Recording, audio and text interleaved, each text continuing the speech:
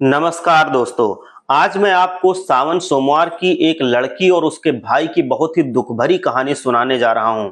दोस्तों, ये कहानी बहुत ही इमोशनल एवं ज्ञानवर्धक है। इस कहानी से आपको बहुत कुछ सीखने को मिलेगा, इसलिए कहानी को पूरा जरूर सुनना। नमस्कार प्रिय दर्शकों, स्वागत है आपका हमारे चैनल पर। दर्शकों, हम कहानी की शुरुआत करें और आप इस वीडियो में खो जाएं। इससे पहले अगर आप हमारे चैनल पर पहली बार आए हैं तो हमारे चैनल को आप सब्सक्राइब करें और अगर फेसबुक पेज पर देख रहे हैं तो फॉलो करें। प्रिय दर्शकों, अगर आप भी भगवान शिव को सच्चे दिल से मानते हैं तो कमेंट बॉक्स में सच्ची श्रद्धा के साथ हर हर महादेव लिखना ना भूलें। दोस्तों, मैं भगवान शिव से प्रार्थना करता हूं कि हे भोलेनाथ, जो भी भक्त इस वीडियो को पूरी श्रद्धा के साथ पूरा देखेगा और कमेंट बॉक्स में सच्ची श्रद्धा के साथ हर हर महादेव लिखेगा, उसके घर परिवार को सुख शांति और संपत्ति से भर देना और अपना आशीर्वाद हमेशा उसके ऊपर बनाए रखना। तो आइए दोस्तों, इस छोटी सी कहानी को आपको सुनाते हैं। दोस्तों, किसी गांव में एक ग्वाला अपनी बीवी और बच्चों के साथ रहता था। उसके एक बेटा और एक बेटी भी थे। वो ग्वाला, उसके पास एक गाय भी थी और एक बछड़ा भी था। वो गायों को चराने जाता था और गायों का दूध, दही, घी बेचकर ही अपने परिवार का पालन पोषण करता था। जितना कमाता था उसकी पत्नी उसी में संतुष्ट थी और अपने बच्चों को पाल रही थी। एक दिन उसकी पत्नी बहुत बीमार हो गई और उसकी मृत्यु हो गई। अब ग्वाले के ऊपर ही अपने दोनों बच्चों की जिम्मेदारी भी आ गई। कहते हैं कि अगर पिता मर जाए तो माँ अपने बच्चों को सही तरीके से पाल लेती है, लेकिन अगर कहीं माता मर जाती है तो उसका पिता बहुत मुश्किल में पड़ जाता है। उस ग्वाले को भी बहुत परेशानी हो रही थी। वो गाय चराने जाता तो अपने बच्चों के लिए भोजन तैयार नहीं कर पाता। बच्चे अभी छोटे थे। बेटी 10-12 साल की थी और बेटा 8-9 साल का था। कुछ यूं ही समय बीतता गया। फिर ग्वाले ने बच्चों के पालन पोषण के लिए दूसरी शादी कर ली। ग्वाले की दूसरी पत्नी घर आ गई। ग्वाले के बच्चों को बिल्कुल भी वो पसंद नहीं करती थी और ग्वाला भी अपनी दूसरी पत्नी के साथ खुश रहने लगा। अब ग्वाला अपनी दूसरी पत्नी की ही सारी बातें मानने लगा था। धीरे धीरे समय बीतता है और बच्चे और बड़े हो जाते हैं। लड़का 12 साल का हो जाता है। उसकी दूसरी माँ लड़के को बिल्कुल भी पसंद नहीं करती थी। एक बार वह अपने पति से कहती है कि आप गाय बछड़ों को चराने जाते हो। अभी लड़का बड़ा हो गया है, अब से गाय बछड़े चराने ये लड़का जाएगा। फिर बेचारा लड़का रोज सुबह जंगल में गाय बछड़े चराने चला जाता और शाम को वापस आता। इधर लड़की भी बड़ी होती गई। वो घर का सारा काम करती और खाना बनाती और अपने भाई को अपने हाथों से खाना खिलाती। वो लड़की भगवान शिव की परम भक्त थी। वो भगवान शिव का रोज पूजा पाठ करती थी। वो दोनों भाई बहन एक दूसरे को बहुत प्यार करते थे और दोनों आपस में बातें करते रहते थे कि पता नहीं हमारे पिताजी को क्या हो गया है, वो हम पर बिल्कुल भी ध्यान नहीं देते। जब से हमारी माँ की मृत्यु हुई है, हमारे कितने कष्ट भरे दिन आ गए हैं। तब बहन अपने भाई को समझाती है कि तुम बिल्कुल भी चिंता मत करो, तुम्हारी बहन है ना। ये कहकर वो अपने भाई को ढांढस बंधाती है। फिर भाई कहता है, दीदी मुझे माँ की बहुत याद आती है। अगर आज हमारी माँ होती तो हमें कितने प्यार से खाना खिलाती। दोनों भाई बहन अपनी माँ को याद करके रोने लगते हैं। ऐसे ही दिन बीत रहे थे। एक दिन लड़का गाय चराने जंगल गया। जंगल में लड़के को एक शेर मिल गया। तो लड़का दौड़कर एक पेड़ पर चढ़ गया और वहां से कहा कि शेर भाई, तुम मुझे क्यों खाना चाहते हो। तब शेर भाई बोला कि मैं बहुत भूखा हूं, अगर तुम चाहते हो कि मैं तुम्हें ना खाऊं तो तुम मुझे एक गाय का बछड़ा दे दो, जिसे खाकर मैं अपनी भूख मिटा सकूं। लड़के ने कहा कि भाई, मैं अपनी बहन का इकलौता सहारा हूं। मेरी बहन तो रो रो कर मर जाएगी। मेरे पिता और सौतेली माँ है जो हम दोनों पर बहुत अत्याचार करते हैं। मैं अपनी बहन की उम्मीद नहीं टूटने दे सकता। गाय और बछड़ा खाना है तो तुम में नहीं कर सकता, क्योंकि इसके लिए मुझे अपने माता पिता से पूछना होगा। मैं आपको गाय या उसका बछड़ा तो बिल्कुल नहीं दे सकता। तब शेर ने कहा कि ठीक है, कल तुम अपने माता पिता से पूछ कर आना। फिर लड़का शाम को अपने घर गया और अपने माता पिता से कहा, पिताजी आज मुझे जंगल में एक शेर मिला। रोते रोते उसने कहा, पिताजी मैं आपसे कुछ कहना चाहता हूँ, आप मेरी बात तो सुन लीजिए। जैसे तैसे लड़के ने अपने पिता को सारी बात बताई। कि जंगल में उसे कल एक शेर मिला था, वो मुझे खाएगा, ये गाय और बछड़े को खाएगा या तो। ये सब बात उसकी सौतेली माँ सुन रही थी। उसने कहा कि गाय और बछड़ा कम नहीं होने चाहिए, पता है वो कितनी कीमती हैं, उनके दूध से ही तो हमारा घर चलता है और तुम्हारे बिना तो हमारा कुछ नहीं बिगड़ेगा, इसलिए अच्छा है शेर तुम्हें ही खा जाए। अब वो बेचारा दुखी मन से अपनी बहन के पास गया। उसकी बहन ने खाना खिलाया और पूछा कि तुम इतने उदास क्यों हो। तब लड़के ने सारी बात अपनी बहन को भी बता दी। उसकी बहन उससे कहने लगी कि तुम मेरी जिंदगी उधार ले लो भाई, तुम्हारे बिना तो मैं जीने जीते जी मर जाऊंगी और मैं जी भी नहीं सकती। अगर तुम्हें कुछ हो गया तो मैं भी जिंदा नहीं रहूंगी, इसलिए तुम जंगल को जाना और एक बछड़ा शेर को खाने के लिए दे देना। अगर गाय जिंदा रहेगी तो दूसरा बछड़ा फिर से दे देगी। और उसके पिता ने भी यही कहा था कि शेर तुझे खा जाएगा तो पुत्र तो और भी हो जाएंगे। ये सारी बातें बहन सुन रही थी। तो भाई ने कहा कि ठीक है। वो दूसरे दिन जंगल में गया तो शेर उसका इंतजार करता मिला। शेर ने कहा कि कहो तुम अपने माता पिता से आज्ञा लेकर आए हो या मैं तुम्हें ही खा लूं। तब लड़के ने सारी बात शेर को बताई और कहा कि मेरी बहन ने कहा है कि तुम एक बछड़े को खा लो। फिर शेर बछड़े को लेकर अपनी गुफा की तरफ चला गया और लड़का खुशी खुशी अपनी गाय चराने लगा और शाम को अपने घर आ गया। तो उसके माता पिता गाय बछड़ों की गिनती करने लगे तो एक बछड़ा कम था। वो समझ गए कि वो बछड़ा लड़का शेर को दे आया है। इस बात पर वो दोनों बहुत गुस्सा हो गए और उसे मारने लगे। उसके पिता ने उसे डंडे से इतना मारा कि वो बेहोश होकर गिर पड़ा। उसकी बहन ये सब देख रही थी और उसको बहुत बुरा लग रहा था, लेकिन वो कर भी क्या सकती थी। जब उसके माता पिता चले गए तब बहन अपने भाई को उठाकर कमरे में ले गई और उस पर पानी की छींटे मारे। जब होश में लड़का आया तो उसे पानी पिलाया, खाना खिलाया। दोनों भाई बहन बहुत रोते रहे। फिर बहन ने कहा कि भाई अब तुम्हारा यहाँ रहना खतरे से खाली नहीं है। मेरे पास माँ की ये निशानी, ये अंगूठी है। तुम ये अंगूठी पहन लो और ये घर छोड़कर चले जाओ। अगर तुम जीवित रहोगे तो मुझे आशा रहेगी और हम कभी न कभी जरूर मिल जाएंगे। भाई की समझ में बहन की सारी बात आ रही थी, लेकिन उसने कहा कि बहन तुम ठीक कह रही हो, लेकिन मैं तुम्हें यहाँ अकेले छोड़कर कैसे चला जाऊं इस नरक में। तुम पर भी तो अत्याचार ये लोग करते हैं, सब काम करवाते हैं, मारते पीटते हैं। तब बहन ने कहा कि भाई अगर तुम ठीक रहोगे तो मैं सब सहन कर लूंगी, लेकिन कुछ दिन के लिए यहाँ से चले जाओ। अपनी बहन की बात वो लड़का मान लेता है और एक धागा उठाता है और अपनी बहन की कलाई में बांध देता है। ये मेरी निशानी है, जब तक भी हम मिलेंगे तो ये देखकर एक दूसरे को पहचान लेंगे। तुम ये धागा टूटने मत देना। बहन ने कहा ठीक है।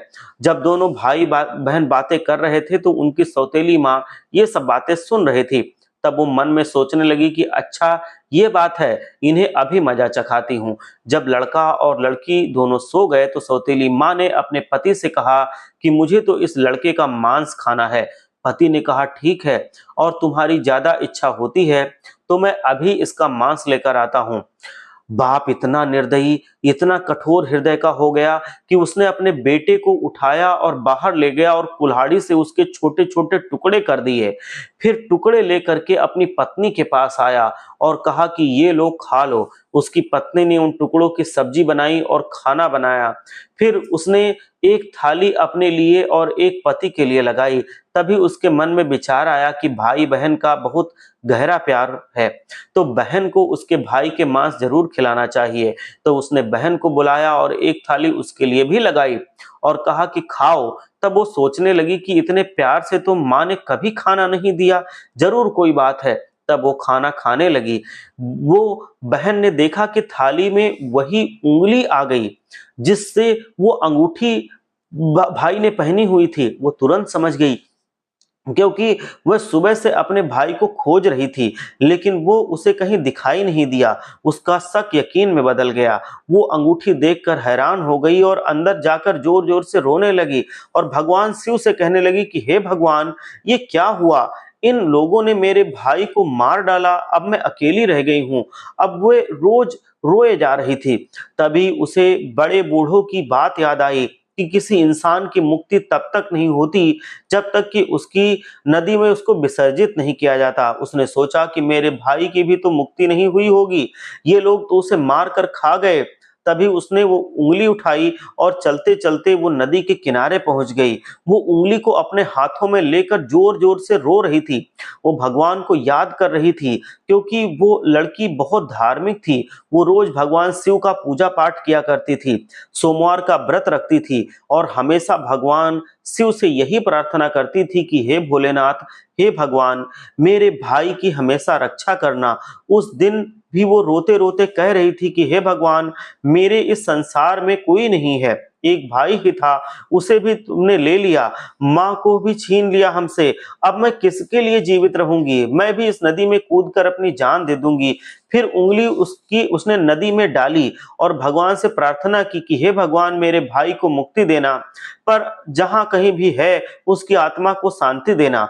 फिर नदी में वो कूदने वाली होती है तो उसने देखा कि जो उसने नदी में डाली है वो तोता बनकर उड़ गया और नदी के पास एक पेड़ था, उस पर जाकर बैठ गया। फिर तोते ने कहा कि बहन, तुम क्यों दुखी होती हो? मैं तुम्हारा भाई हूँ।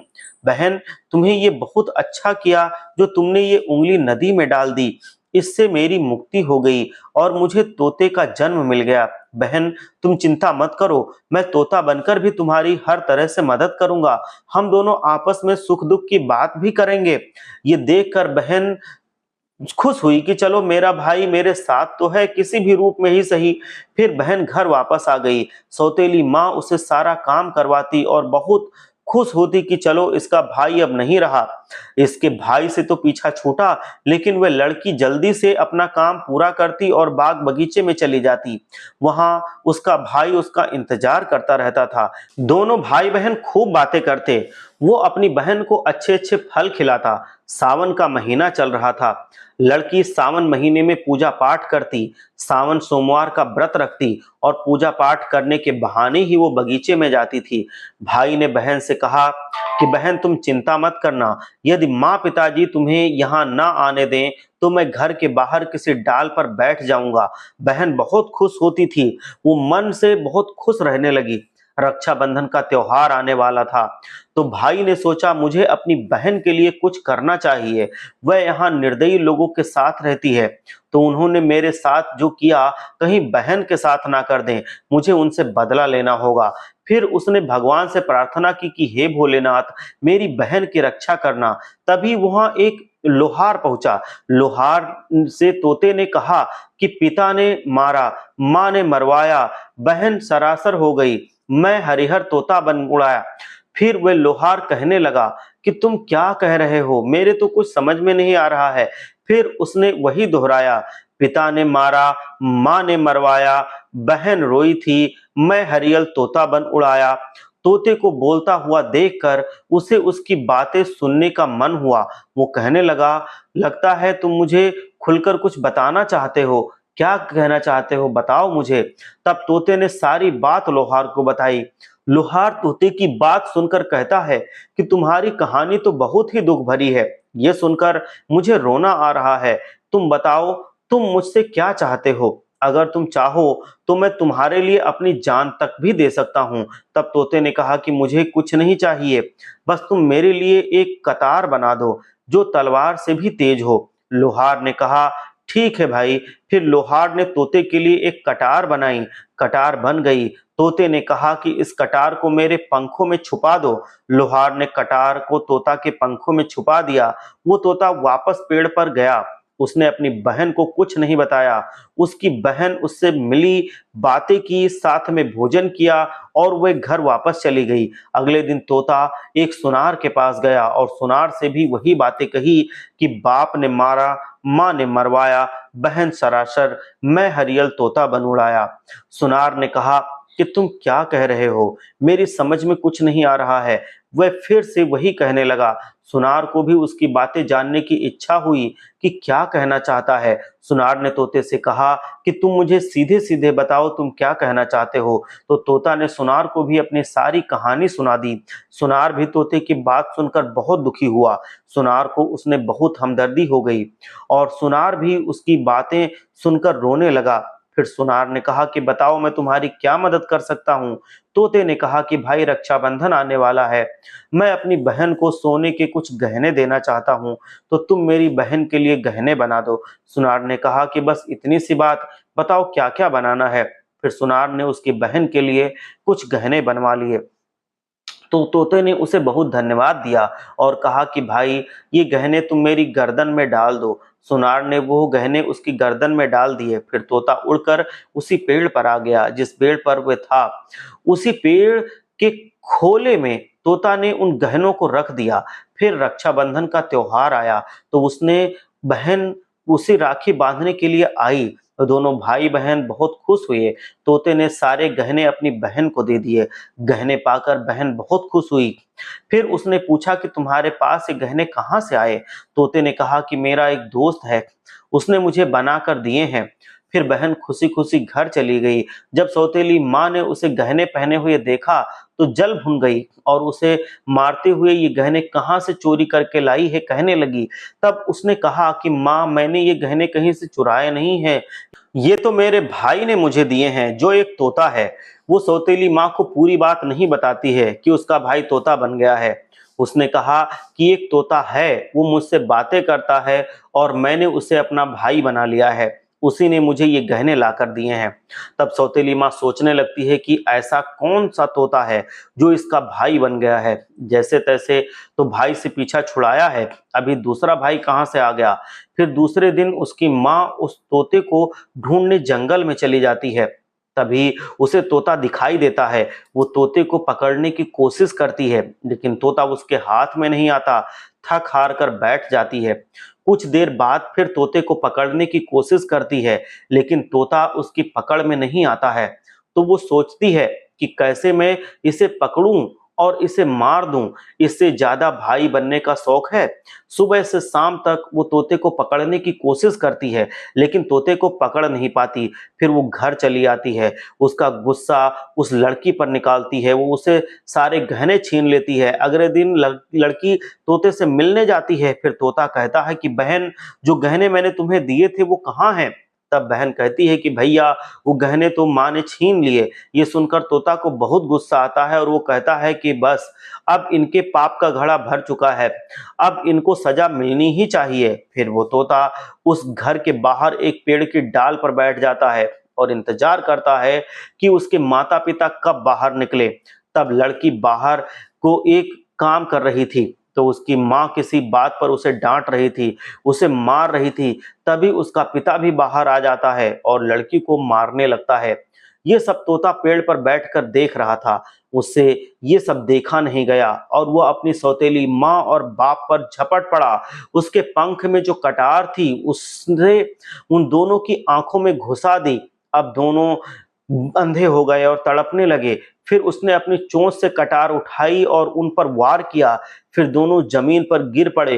तोते ने कहा कि तुम दोनों ने बहुत पाप किए हैं, मैं तुम दोनों को नहीं छोड़ सकता। तब वो दोनों कहते हैं कि तुम्हारा हमसे क्या बैर है। तब तोते ने कहा कि तुम मुझे मार कर खा लिया और पूछ रहे हो कि हमसे क्या बैर है। फिर वो दोनों तड़प तड़प कर मर जाते हैं। तब तोता अपनी बहन से कहता है कि चलो हम यहाँ नहीं रहेंगे, अगर यहाँ रहेंगे तो हमें अपने दुख याद आएंगे, हम उनको कभी भूल नहीं पाएंगे और दुखी रहेंगे। तो उसकी बहन कहती है कि हाँ भैया, अब हम यहाँ नहीं रहेंगे, अब हम ऐसी जगह रहेंगे जहाँ कोई हम दोनों को अलग ना कर सके। फिर वो वहां से चलते हैं तो चलते चलते एक मंदिर में पहुंच जाते हैं। फिर तोता कहता है कि बहन, इससे अच्छी जगह हमें और कोई नहीं मिल सकती। अब हम दोनों भाई बहन उस मंदिर में रहने लगते हैं। बहन तो पहले पूजा पाठ करती थी, सोमवार का व्रत रखती थी। अब तोता भी पूजा पाठ करता है। पास में ही एक सरोवर था और उससे अपने पंख गीले करके लाता है, उस शिवलिंग पर जल चढ़ाता है और लड़की भी भगवान शिव और पार्वती की पूजा करती है। ऐसे ही दिन बीत रहे थे। उसकी सच्ची भक्ति को देखकर एक दिन माँ पार्वती ने भगवान शिव से कहा कि देखो कितने दुखिया भाई बहन हैं, इनको देखकर मुझे रोना आ जाता है। ये कितने तन मन से आपकी सेवा करते हैं, आपको इनका दुख कम करना चाहिए। तब शिव जी ने कहा कि हे पार्वती, ये तो संसार सागर है, हम किस किस का दुख दूर करेंगे। लेकिन पार्वती माँ हट करने लगी। लेकिन पार्वती माँ हट जब करने लगी, कहने लगी कि नहीं भगवान, आपको इनके दुख को दूर करना ही होगा। तो भगवान शिव पार्वती माँ के हट के आगे मान जाते हैं। जब वो दोनों भाई बहन पूजा कर रहे थे तो भगवान शिव और पार्वती प्रकट होते हैं और उनसे मनचाहा वरदान मांगने को कहते हैं। तो लड़की ने कहा कि हे भगवान, मुझे कुछ नहीं चाहिए, मैं तो बस इतना ही चाहती हूँ कि मेरा भाई पहले वाले रूप में आ जाए और हम भाई बहन को कोई अलग ना कर सके। उसकी ये बात सुनकर भगवान शिव और पार्वती बहुत खुश होते हैं और उन्हें वरदान देते हैं कि उसका भाई पहले जैसा हो जाए। फिर भगवान शिव पार्वती की कृपा से वो लड़का पहले जैसा हो जाता है और अब वो भाई बहन खुश हो गए और भाई बहन खुश होकर भगवान शिव की पूजा करने लगे और बड़े प्यार से रहने लगे। तो दोस्तों, ये थी आज की ज्ञानवर्धक वीडियो। अगर आप ऐसी ही रोचक कहानियों का लाभ अधिक से अधिक लेना चाहते हैं तो वीडियो को लाइक जरूर करें और चैनल को सब्सक्राइब करें। या फेसबुक पर देख रहे हैं तो पेज को फॉलो करें और इस वीडियो को अपने दोस्तों एवं परिवार के साथ शेयर भी जरूर करें। और दोस्तों, अगर आप भी मेरी तरह भगवान शिव जी के भक्त हैं तो कमेंट बॉक्स में सच्ची श्रद्धा के साथ हर हर महादेव अवश्य लिखें। हर हर महादेव।